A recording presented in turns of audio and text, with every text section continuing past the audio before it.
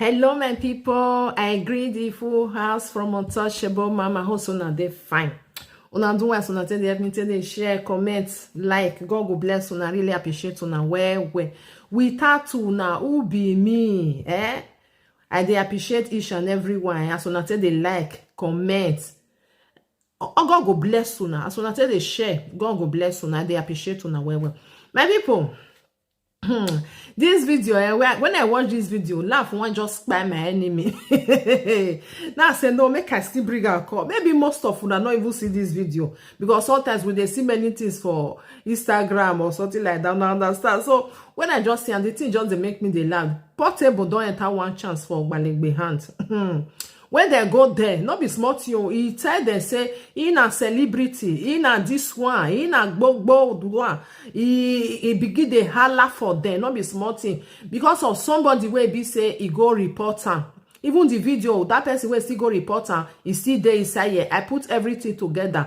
Even the way Portable tell they reply or Gbalegbe. Now the way they tell see our Gbalegbe now make them they do like that because even though say you vote for Tinubu or maybe you be APC, what it concern person, if you dey against the law, you must come answer for yourself.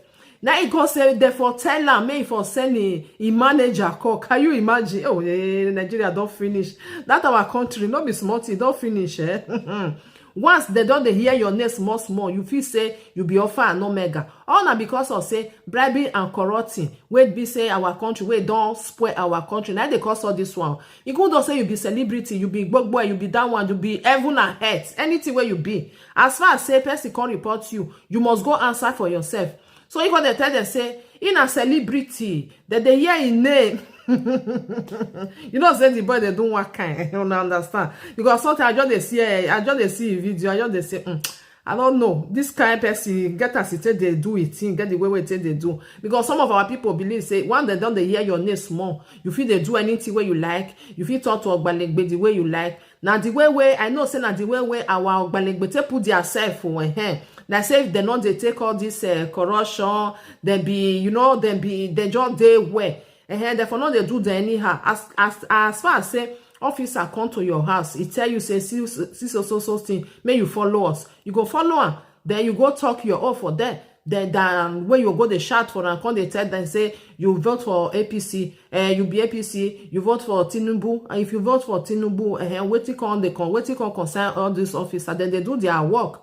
May I put the video for now? Then may we still listen to the boy where be say he go report am for Gbalegbe wetin happen. Even after this video when I go watch so Portable also come still talk his own side wetin really happen wey be say that thing happen between your boy because na your boy na go report am. May we watch am together. Abeg if una watch am finish, mona help me still share am, okay? Mona help me share am. Leave your comment, probably not there. Wetin you think about wetin happen for this video? You fit leave your comment for there, probably not there. Thank you for being here. May we watch am together.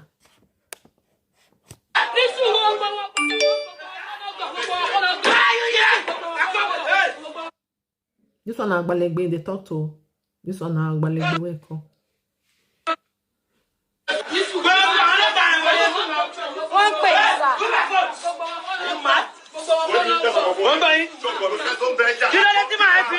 You are under arrest.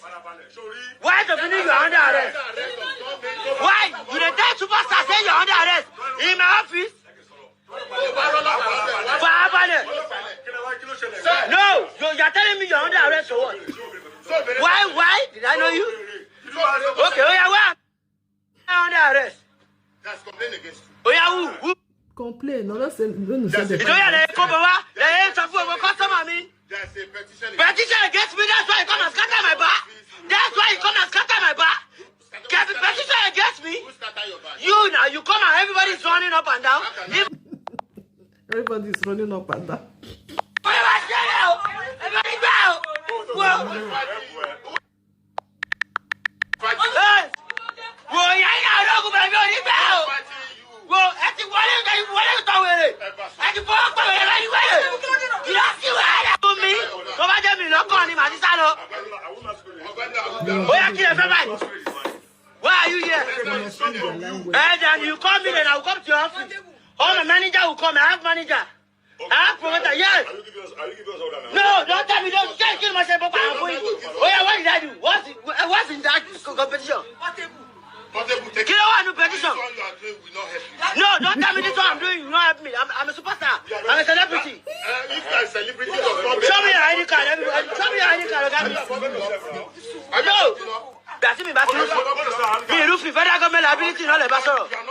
Ìjọba lèmi náà, federal government liability. I don't ṣiṣẹ́ fún ìjọba. I work for APC.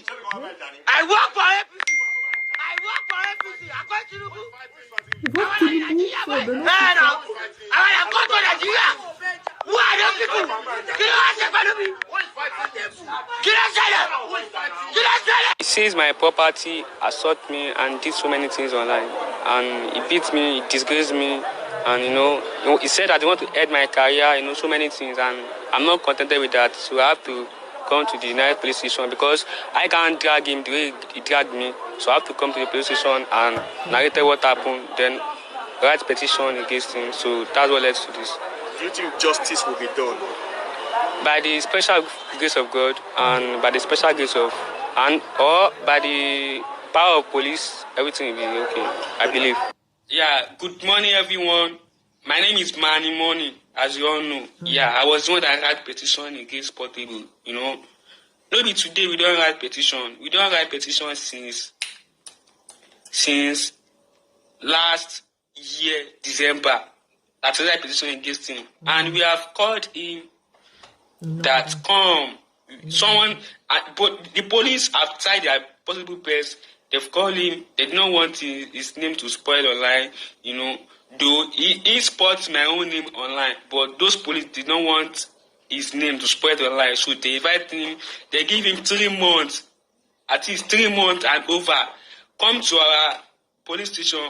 Come and wá sọ tẹnu ẹ nǹkan tí ó ṣe fún boy tí why don't you know boy he beat me, he assaulted me, seized my property, he says false, ó parọ́ mọ́ mi online nǹkan tí mo ṣe ó parọ́ mọ́ mi, you are a superstar. Zakato Zaria, I'm a babu, I live in the zoo, Zazu. You look for Idamu go see you, you call it Idamu, you see Idamu. You calling Damu, you go see Hidamu. Najeja sit down, Adeku Salaba bus stop, along Jedalo. What?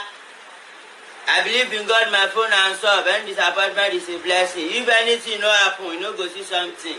That boy where I beat, he's my boy. I'm a boss. To him, he's my boy. Apprentice, young boy apprentice. Oga go beat apprentice, Omoto Van Conche Walu.